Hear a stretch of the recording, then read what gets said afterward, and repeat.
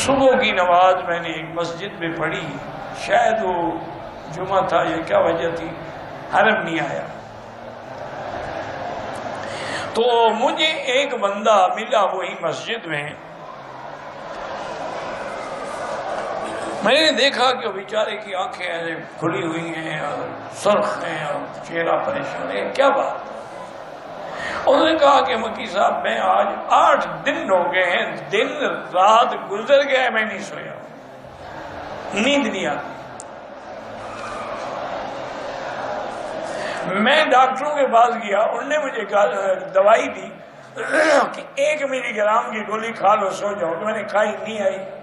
میں نے 2 ملی گرام کی گولی کھائی، نیند نہیں آئی. میں نے 10 ملی گرام کھا لی، پھر بھی نیند نہیں آئی. پتہ نہیں اللہ نے میرے دل میں ڈالا ہوگا. تو میں نے کہا اچھا یہ آیت نکالو قرآن میں، اور یہ آیت جو ہے نا تم آج سارا دن پڑھتے رہو، اور رات کو سونے سے پہلے بھی درود شریف اور یہ آیت پڑھتے پڑھتے سو جاؤ. فَضَرَبْنَا عَلَىٰ آذَانِهِمْ فِي الْكَهْفِ سِنِينَ. بس اتنے تک انشاءاللہ نیند آ جائے. وہ دوسرے دن مجھے حلب میں آ کے ملا، انہوں نے کہا مکی صاحب اب حیران ہوں گے، میں 8 گھنٹے سوتا ہوں، اتنی نیند آئی گئی.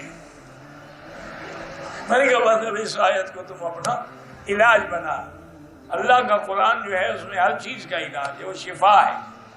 اور نزل من القرآن ما هو شفاء ورحمۃ للمؤمنین.